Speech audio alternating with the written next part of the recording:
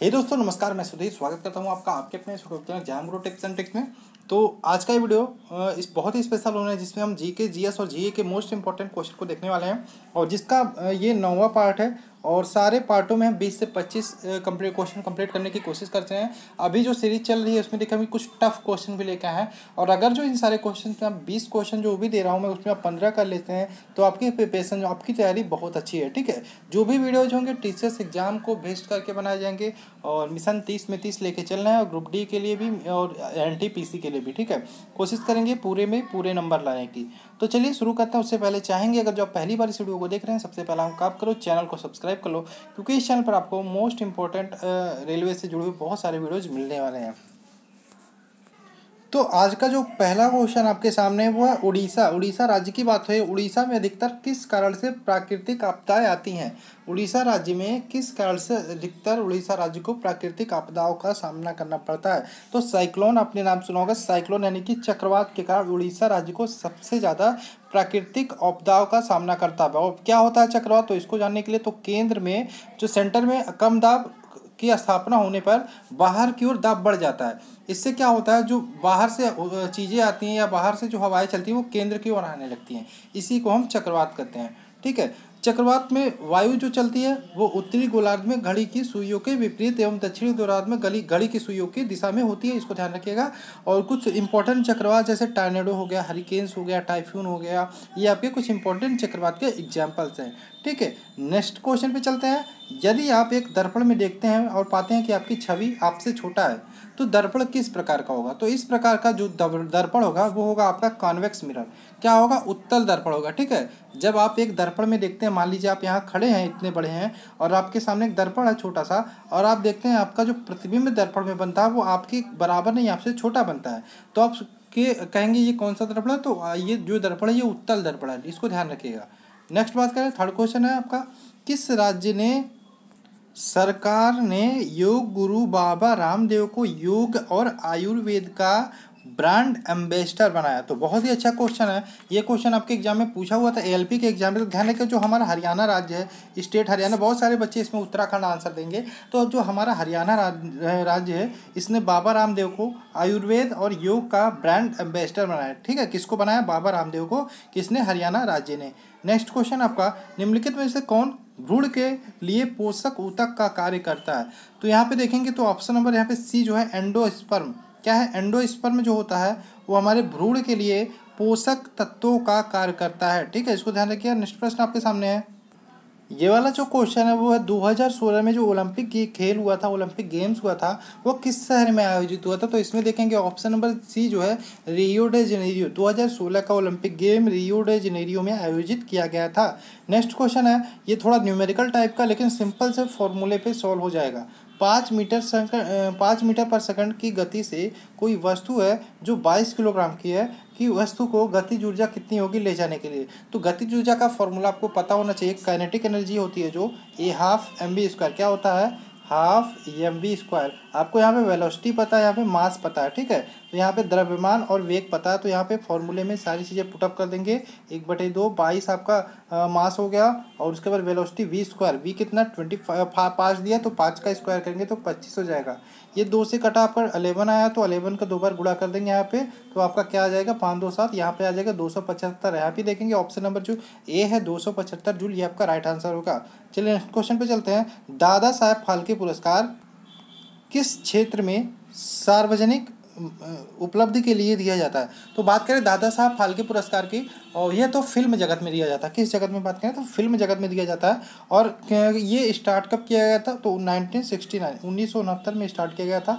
और सर्वप्रथम बात करें तो देविका रानी रोरी को सर्वप्रथम यह पुरस्कार दिया गया था। क्या? दादा साहब फाल्के पुरस्कार।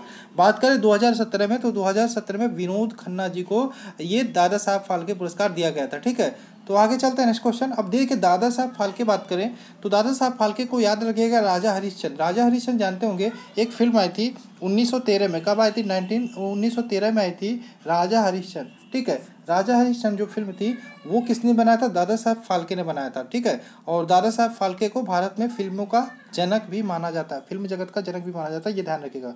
तो जो दादा साहब फाल्के पुरस्कार वो फिल्म जगत में दिया जाता है। आगे चलते हैं, नेक्स्ट क्वेश्चन आपके सामने है, एक कंडक्टर का प्रतिरोध किसके व्युत्क्रमानुपाती? बहुत सारे बच्चे बोलते थे इंग्लिश में क्वेश्चन लाया करिए, तो अभी देखिए ये क्वेश्चन आपको इंग्लिश में भी मिलेंगे। ठीक है, तो क्वेश्चन है जो कंडक्टर होता है उसका प्रतिरोध किसके व्युत्क्रमानुपाती होता है? तो ध्यान रखिएगा, जो कंडक्टर होता है अनुप्रस्थ भाग के क्षेत्रफल, एरिया ऑफ क्रॉस सेक्शन के व्युत्क्रमानुपाती होता है। ऑप्शन नंबर सी यहाँ पे राइट आंसर हो जाएगा। ठीक है, कंडक्टर क्या होता है? जो अनुप्रस्थ भाग के क्षेत्रफल होता है उसके व्युत्क्रमानुपाती होता है। नेक्स्ट चलते हैं, थायरॉक्सिन के संश्लेषण के लिए निम्नलिखित में से क्या आवश्यक है? तो थायरॉक्सिन के संश्लेषण की बात करें तो आयोडीन आवश्यक है। क्या आवश्यक है? आयोडीन। तो आयोडीन को जानते हैं, भोजन में आयोडीन की कमी होती है तो कौन सा रोग होता है? घेघा रोग होता है, इसको याद रखिएगा। और थायरॉक्सिन के संश्लेषण के लिए किसका आवश्यक है? आयोडीन का आवश्यक है। नेक्स्ट चलते हैं, एक पौधे के तने या जड़ का घेरा किस कारण से बढ़ता है? ठीक है, तो ये ध्यान रखिएगा, यहाँ पे जो ऑप्शन नंबर ए है लेटरल मेरिस्टेम, लेटरल मेरिस्टेम के कारण पौधे में तने या जड़ का घेरा जो होता है वो बढ़ता है, इसको ध्यान रखिएगा। ठीक है, बहुत इंपॉर्टेंट क्वेश्चन ये भी आपके, और ये सब टफ प्रकार के क्वेश्चन है जो आपको पता नहीं होंगे। ठीक है, अब देखिए यहाँ पे क्वेश्चन जड़ की बात है, तो जड़ ध्यान रखिएगा दो प्रकार के होते हैं, एक तो आपका मूसला जड़ होता है, एक अपस्थानिक जड़ होता है। ठीक है, आगे चलते हैं, नेक्स्ट क्वेश्चन आपका है, निम्नलिखित में से कौन सी धातु केरोसिन तेल में संग्रहित होती है? केरोसिन तेल में संग्रहित होती है, तो यहाँ पे ऑप्शन नंबर आप देखेंगे सी। यहाँ पे जो सोडियम होता है वो केरोसिन तेल में रखा जाता है या फिर संग्रहित किया जाता है। ठीक है, आगे चलते हैं, नेक्स्ट जो प्रश्न है आपका, कौन से भारतीय मुख्यमंत्री के पिता क्या थे? महाराजा थे। तो ये थोड़ा अच्छा क्वेश्चन है। ठीक है, तो ध्यान रखिएगा यहाँ पे जो आपके अमरिंदर सिंह थे, अमरिंदर सिंह के जो पिताजी थे वो क्या थे? महाराजा थे। कौन थे? महाराजा थे। पंजाब के मुख्यमंत्री हैं अभी कैप्टन अमरिंदर सिंह, इसको ध्यान रखिएगा करंटली। नेक्स्ट है, किस प्रसिद्ध हिंदी लेखिका को उनकी कृति के लिए उनकी कृति सूक्ष्म दुक्खम के लिए उनको व्यास सम्मान 2017 दिया गया? ठीक है, तो यहाँ पे देखेंगे ऑप्शन नंबर बी जो है मीना कन्नामासी को यहाँ पे उनकी कृति सूक्ष्म दुक्खम के लिए क्या दिया गया? उनको व्यास सम्मान 2017 से पुरस्कृत किया गया था, मीना कन्नामासी। ठीक है, ध्यान रखिएगा। हृदयनाथ मंगेशकर पुरस्कार 2017 किसने जीता? तो हृदयनाथ मंगेशकर पुरस्कार जो है 2017 का वो किसने जीता था? यहाँ पे ऑप्शन नंबर ए हो जाएगा जावेद अख्तर। किसको मिला था? जावेद अख्तर को मिला था। ठीक है, हृदयनाथ मंगेशकर पुरस्कार 2017। नेक्स्ट है, सेल्सियस से केल्विन पर ताप बदलने के लिए निम्नलिखित में से क्या करना पड़ता है? तो यहाँ पे देखेंगे तो जो ऑप्शन नंबर बी है, दिए गए तापमान में 273 जोड़ दिया जाता है, तो वहाँ पे सेल्सियस को हम किस में कन्वर्ट कर सकते हैं? केल्विन में। ठीक है, फॉर्मूला याद रखिएगा हमेशा, C/5 F-32/9। ठीक है, ये आप सेल्सियस से फ़ारेनहाइट में यहाँ से कन्वर्ट कर सकते हैं।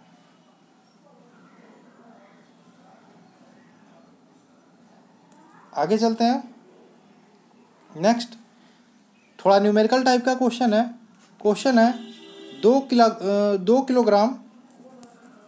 अभी जो न्यूमेरिकल वाला क्वेश्चन है उसको छोड़ देते हैं, थोड़े बाद में देखेंगे। ठीक है, तो ये वाला क्वेश्चन देखिए, निम्नलिखित में से कौन सा प्राकृतिक जो तत्व है जो कभी अकेले नहीं होता? प्रकृति में कभी अकेले तत्व नहीं है, निम्नलिखित में से कौन सा प्रकृति में कभी अकेले नहीं होता? Which of the following never occurs single in nature? ठीक है, तो यहाँ पे जो बल है, बल जो कभी फोर्स जो होता है वो कभी प्रकृति में अकेले नहीं होता। वो आपने बल का डेफिनेशन सुना होगा, बल वह बाह्यकारक है जो किसी वस्तु की प्रारंभिक अवस्था में परिवर्तित करता है या फिर परिवर्तन करने की चेष्टा रखता है। तो बल कभी अकेला नहीं होता, बल को लगाना पड़ता है। ठीक है, तो बल का SI मात्रक क्या होता है? न्यूटन होता है। राशि की बात करें तो सदिश राशि होती है। नेक्स्ट है आपका, निम्नलिखित में से गैसों में से कौन सी गैस बायोगैस संयंत्र में उत्पन्न नहीं होती है? तो यहाँ पे देखेंगे जो CH4 है, मीथेन, ये होती है। जो CO गैस है वो बायोगैस संयंत्र में उत्पन्न नहीं होती। ध्यान रखिएगा, CO गैस कहाँ से? मोटर वाहनों के धुओं, कल कारखानों से धुओं से निकलती है। ठीक है, तो CO गैस ऑप्शन नंबर यहाँ पे राइट आंसर होगा, जो बायोगैस संयंत्र से उत्पन्न नहीं होती है। नेक्स्ट, GST लागू करने वाला पहला देश कौन सा था? तो GST लागू करने वाला पहला देश फ्रांस था। कौन था? फ्रांस था। 1954 में फ्रांस में जीएसटी लागू की गई थी 1954 में। ठीक है, जीएसटी से रिलेटेड क्वेश्चन देखिए बाहर के देशों से भी पूछा जाता है। भारत में 1 जुलाई 2017, डेट याद रखिएगा, 1 जुलाई 2017 में लागू किया गया था जीएसटी। ठीक है, आगे चलते हैं नेक्स्ट। क्लोरीन गैस का उपयोग निम्नलिखित में से किसके निर्माण में किया जाता है? तो क्लोरीन गैस का उपयोग ब्लीचिंग पाउडर के निर्माण में होता है। तो ऑप्शन नंबर सी जो होगा यहाँ पे राइट आंसर हो जाएगा, ब्लीचिंग के निर्माण में होता है। तो दोस्तों ये थे आपके 20 क्वेश्चन, और आप लोग मुझे कमेंट करके बताइएगा जरूर आपने कितना किया, जो भी हो सही सही बताइएगा। और ये टफ प्रकार के क्वेश्चन भी इसमें शामिल किए जा रहे हैं, और आप लोग जो भी हो अपना रिस्पॉन्स बताइएगा। ठीक है, आप लोगों से चाहेंगे कि वीडियो को लाइक करें, साथ में शेयर भी करते रहें। ठीक है, तो थैंक्स फॉर वॉचिंग। आशा है आपको वीडियो पसंद आया होगा। मिलते हैं नेक्स्ट वीडियो में। जय हिंद दोस्तों, जय भारत।